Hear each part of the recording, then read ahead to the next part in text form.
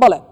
سەردانەکەی سەرۆکی حکوومەتی هەرێمی کوردستان بۆ واشنتن و گفتوگۆ و کۆبوونەوەکانی گەلێک تۆر و باسی گرنگی تیا بووە. یەکێک لەو تۆرە گرنگانەی کە باسی کردووە لەگەڵ کۆنگرێسمانەکان بە تایبەت لە واشنتن پاراستنی پێکاتەکان بۆ لە هەرێمی کوردستان ژینۆ یانی مەسەلا مۆدلێکی دموکراسی ڕۆژهەڵاتان ناوین مافێن پێکاتەیان لەبەر هەبوونە لێ نوهاتێن بن پێ دەمانێت گفتوگۆ زیاتر لەسەر پرسی پێکاتەکان بکەین لە هەرێمی کوردستان لەسەر ئەم پرسەش بەڕێز ماتیۆ ئەنتۆنی هەرپەر لێکۆڵەر و شارەزای ڕۆژهەڵاتی ناوەڕاست لە ڤێرجینیاوە لەگەڵمان دەبێت بە سوپاسەوە. بەڕێز ماتیۆ ئەنتۆنی هەرپەر سپاس دەکەین کە ئامادەی لەگەڵمان. پاش سڵاو دەمەوێت پرسیار لەوە بکەم مەبەستمانە لەسەر پێکهاتەکان بوونی پێکاتەکان لە هەرێمی کوردستان گفتوگۆ لەگەڵ بەڕێزتا بکەین. جارێ دەمانوێت بزانین بۆ چوونی تۆ لەسەر ئەو پێکەوە ژیان و فرە ڕەنگ و فرە ئاینە لە هەرێمی کوردستان چییە؟ چۆن ئەمە هەڵدەسەنگێنن؟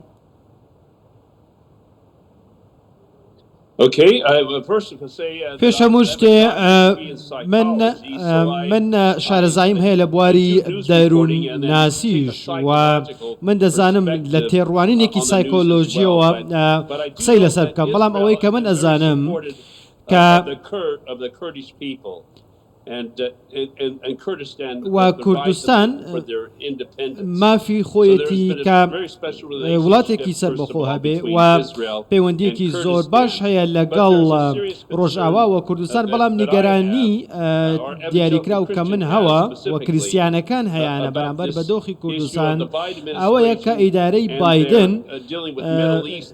مامەڵەیەکی خراپ لەگەڵ ڕۆژهەڵاتی ناوەڕاست دەکا و لەگەڵ دۆستەکانی دەکات لە ڕۆژهەڵاتی ناوەڕاست واتە بە شێوەیەکە کە مامەڵەیەکی شەرمنانە و ترسنۆکانەیە و سەرۆک بایدن بە شێوەیەکی باش مامەڵە ناکات چارەسەری پێنیە بۆ ئەو دۆز و ئەو کێشانەی کە لە ناوچەکەدا هەڵیاندا و لە ناویشیاندا دوو دڵە لەوەی کە چۆن کە دەبێ هەرێمی کوردستان زۆر وریابێ لە پەیوەندیەکانی لەگەڵ ئیدارەی بایدن لەسەر ئەم بابەتە، چونکە ئیدارەی بایدن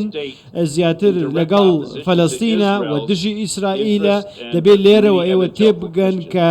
و دژی کریسیانەکانیشە. برێز هەرپەر نوها مافی پێکهاتەیان لە هەرێما کوردستانی مافێکی پاراستیە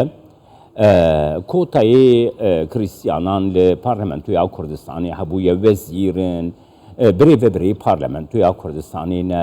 پێکهاتە لێنها مافێ پێکهاتەیان ji alî dadgeha federalî ya Bexdayê ve tê bin pêkirin û li ser Kurdistanê jî tê ferskirin. Çawa dinirxînê tu vê rewş? ئیسرائیل پێشتر ڕایگەیاندبوو و بە فەرمی ڕایگەیاندبوو کە بە تەواوی پشتیوانی هەرێمی کوردستانە و ئەمە جێگەی نیگەرانی بوو کە ئیسرائیل بۆچی پشتیوانیان لێ دەکا و عێراق زۆر بەمە تێکچوو بوو و ئەمە عێراقی نیگەران کردبوو. من مەبەستم ئەوەیە کە پشتیوانیەکە بۆ ئەوەیە کە هەرێمی کوردستان پێکەوە ژیانێکی جوانی تێدایە کریسیانەکان دەپارێزێ و لە ناوچەیەکدایە کە پڕە لە کێشە، بەڵام ئێستا دەبینن کە ئێران چۆن پشتگیری لە تیرۆر دەکا و چۆن گوشار بۆ بەغدا دەهێنێ کە چی بکە. بەڕێز هارپەر ئەمریکا جەخت لە عێراقێکی یەکگرتووی دیموکراسی دەکاتەوە و هەرێمی کوردستان بۆ تەلانکەیەکی ئارام بۆ پێکهاتەکان. ئێستا خەریکە ئەم لانکە ئارامە بۆ پێکهاتەکان ئەشێوێنرێ، کەواتە ئەمریکا دەتوانێت چی بکە و نەیکردووە یاخود دەکرێت چی بکە لە داهاتوە بۆ پاراستنی مافی پێکهاتەکان لە هەرێمی کوردستان؟ ئیدارەی بایدن وە کۆشکی سپین ناتوانن کارێکی زۆر بکەن بۆی کە مافی پێکاتەکان لە هەرێمی کوردستان و لە عێراق بپارێزن لەو پێشنگاریانەی کە بەرامبەر بە هەرێمی کوردستان و گەلی کوردستان و پێکاتەکان دەکرێت لە هەرێمی کوردستان کە ئەوەی کە بەغدا کە ئێستا دەیکا و خەڵکی بێبەش کردووە لە مافی سەرەتایی ژیانی خۆیان، ئەوەی کە ئیدارەی بایدن ئەگە بیەوێ دەتوانێت کارێکی باش بکە، بەڵام پرسیارە سەرەکیەکە ئەوەیە ئایا ئیدارەی بایدن بە تەواوی پشتیوانی لە هەرێمی کوردستان و سربەخۆی هەرێمی کوردستانەکە و ئیدارەی بایدن باسم کرد کە گوشاریان خستە سەر هەرێمی کوردستان بۆ ئەوەی کە جارێکی دیکە با بڵێن